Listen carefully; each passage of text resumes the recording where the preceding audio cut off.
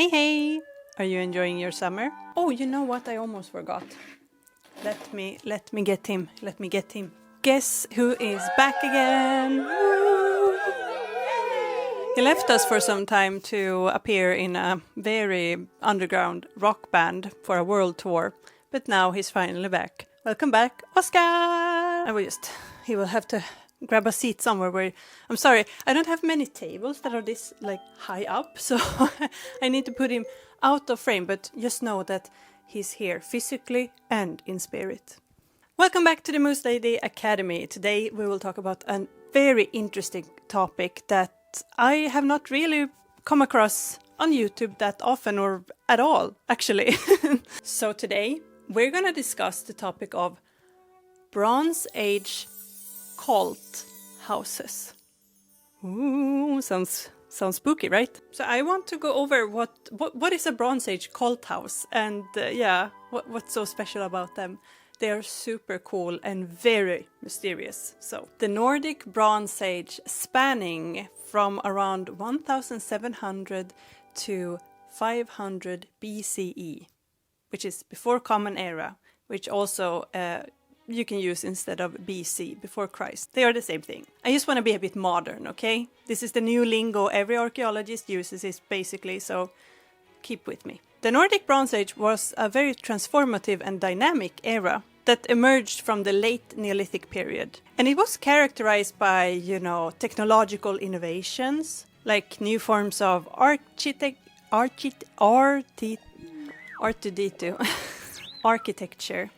new forms of architecture, and evolving burial practices, as well as flourishing rock art expression, and the development of a new economic landscape. Because this new economic landscape was centered around the export and import all across Europe. The bronze, in the Bronze Age, the bronze introduced innovations such as the sword. And with that, also the first traces of what can be called actual warfare in Northern Europe. And for the architecture, the Bronze Age architects developed longhouses that was bigger than ever and with more aisles than ever before. So now the longhouses did not only have 2 aisles indoors, but 3.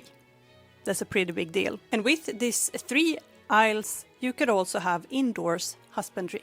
In terms of spiritual practice, the Bronze Age population transitioned from the megalithic graves of the Stone Age to large adorned burial mounds, wooden caskets, like the oak coffins found in Denmark, as well as the ritual of cremation, which actually became the most common way to continue on to the afterlife through cremation. Rock art, found mainly on the coastal areas of Scandinavia, display imagery of rituals, farming, battles, and long journeys taking place. Technological advancements are reshaping our understanding of the Nordic Bronze Age, as well as emerging evidence of, for example, wool textiles and metal artifacts originating from far beyond the Northern European sites where they have been recovered by archaeologists. And this all points to extensive long-distance exchange networks. This all solidifies the existence of an active network of international imports.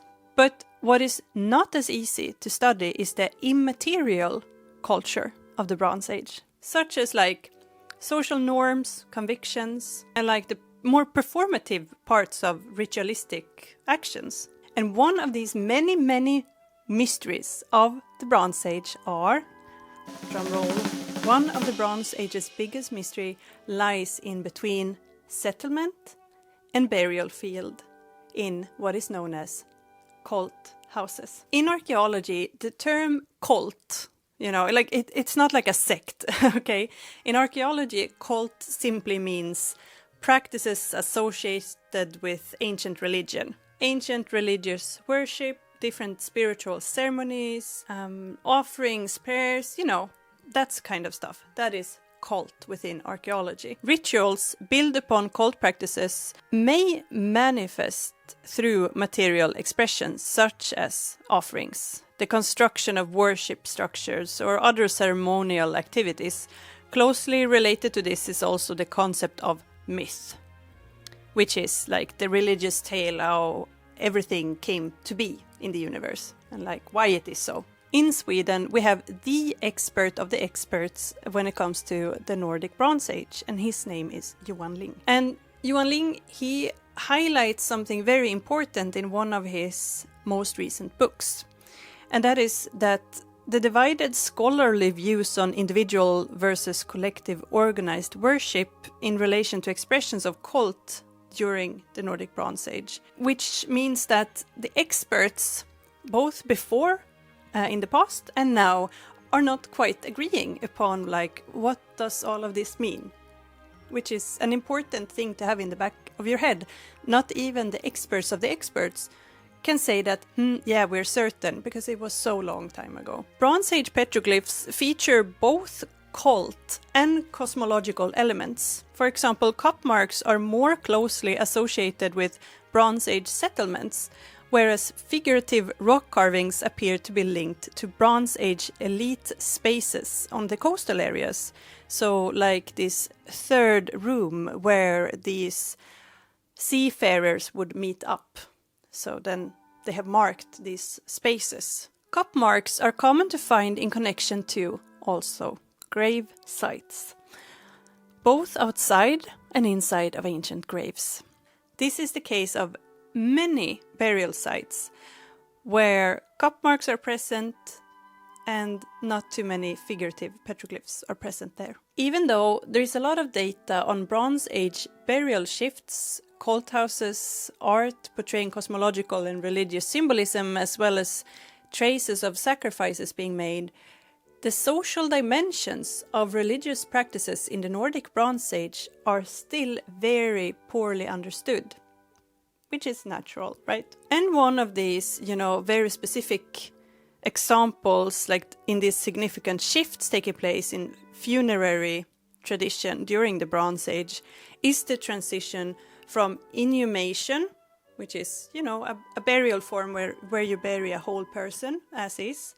Then it transforms to cremation as the prevailing burial practice. As religious beliefs are often interpreted through burial traditions, the shift to cremation might be understood as indicative of a transformation in also religious ideology. Not only that you have switched out the burial practice, but there's something else going on in society, right? There's more shifts taking place in people's lives than just that, oh, let's burn them up instead. There's something religious happening there as well. So the cult houses. The cult houses are so interesting because we don't know too much about them, but also what we know is very, very interesting. There is a transformation going on as well when it comes to the cult house. Let me clarify a bit. Any structure that can only be tied to a burial field or other spaces of rituals should be presumed to be cult houses. So these are not settlement houses where they have been in the space of the living. What is counted as cult houses, they are in the vicinity of the dead. The construction of buildings in association with graves is a well-documented phenomenon from the late Neolithic through the Bronze Age, with excavations of burial mounds on several occasions revealing house remains beneath them, which is very interesting. So they have found underneath big Bronze Age burial mounds that there have been Neolithic houses present underneath them. Among the structures uncovered beneath burial mounds, some have been identified as settlement-type dwellings rather than simply cult buildings. There is evidence to suggest that ritual activities also took place within settlement-style houses. There is one example from Trappendal in Denmark, where the settlement house, which was found underneath the grave, is thought to have been burnt down before the mound was built, because they found charcoal in a layer of the house foundation. Cult houses have also been observed to contain flint artifacts, pointing towards a more domestic side of these ritualistic structures. There are different types of cult houses. Usually one defines two main groups of cult houses. Cult houses with post holes, so like the carrying poles of the roof, the structural poles within a house. So the first type, it has these post holes aligned in half a circle shape and with a wider opening, and this is referred to a D-shaped hut. The other type is a two-aisled, rectangular-shaped, smaller building, and these are not uncommon to find close to Bronze Age graves. And of course, it is important to note that some more ambiguous type of buildings with different shapes can also be present and also be counted as cult houses. These are the main groups. So the rectangular house and the D-shaped hut. The D-shaped hut is more present during the younger part of the Bronze Age, while the rectangular type have been dated throughout the whole of the Bronze Age. The D-shaped house type has also been indirectly used as grave houses, since there has been discoveries of grave urns just outside or inside of the house walls. And also they have found that the houses themselves have eventually been filled with soil, which means that these houses, they also went through their own kind of death in a poetic kind of way. Because if you think about it, unlike well-preserved churches that remain in the same type of use for centuries and centuries and centuries, cult houses do not seem to have had a static function. Instead, they appear to have gone through various types of usage, where they have evolved from a spiritual space into an actual grave themselves. Another very interesting and mysterious aspect of the cult houses is that they have found proof of that bronze casting have been present there as well. So they have found crucible and mold fragments.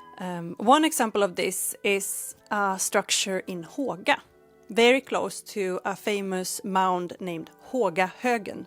Now we come to a part in the video where I might mispronounce something again, but Oskar has promised me not to laugh, because it is very hard talking and thinking in another language than your own, so bear with me. I say stuff funnily sometimes, and that's just how it is, The world is big. Learn a couple of languages and you will see how hard it is. But they have found hearts.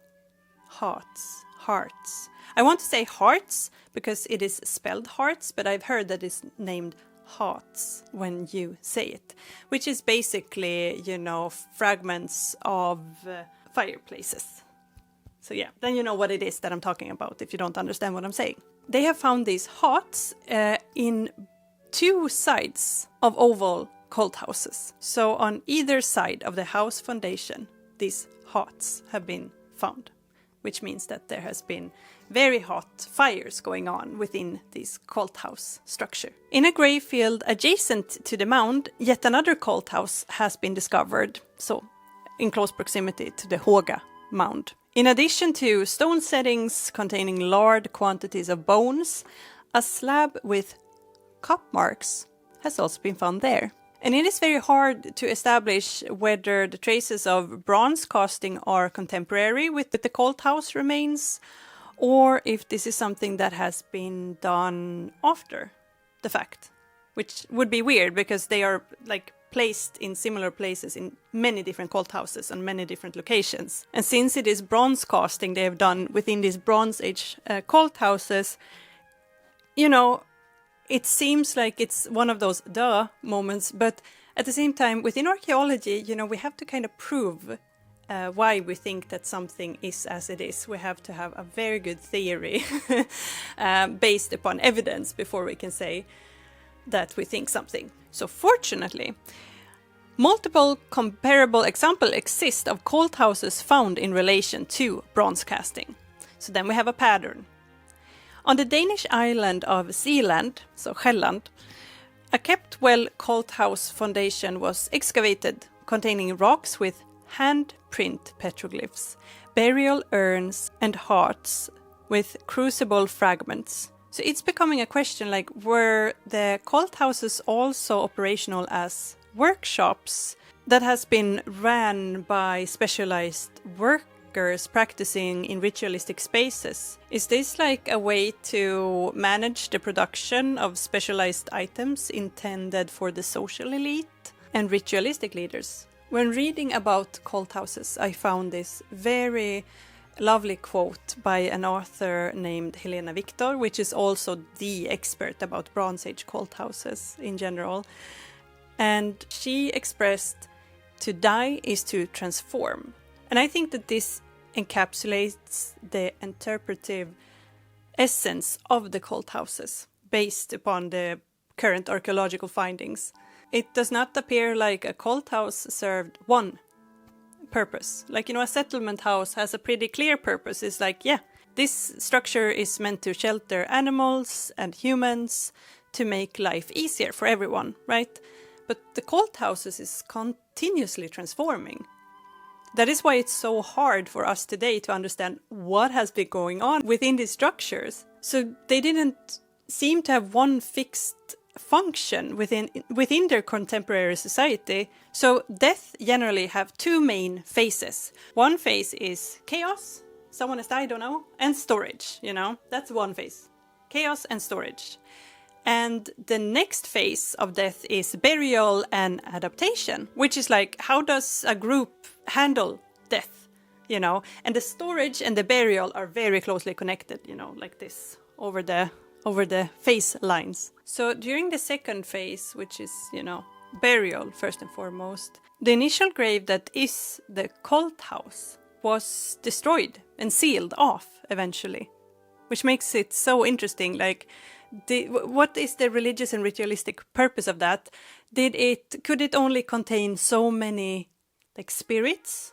Could it only contain so many people? Was it when a very, very tragical death happened that they sealed it off? Like, what happened? It's so interesting. And this is also the case with the earlier examples mentioned in this video, where houses have been found underneath burial structures, like these big mounds. There's houses underneath as well. So there is even a transformation going from the living house to the then dead burial mound. Where do we land in all of this? Besides that, cult houses are mainly found in burial sites from the Bronze Age, and that they are probably ritualistic expression that has its roots in the late Neolithic era. We land in that there is so much more to find out about the ritualistic practices of the Bronze Age, since the ritual and immaterial culture of the Bronze Age is very, very hard to define on what we have found so far. It is very, very hard to pinpoint, since there are no written sources about this. But it is exciting knowing that there is a huge part of the Bronze Age that we have yet to figure out. So run off, read all about cult houses that you can find. And I hope that this was interesting for you and that you've learned something new that you didn't know before about the world of history. You have a continued good day. Hejdå! So, the Nordic Bronze Age spamming. I hope it didn't spam you.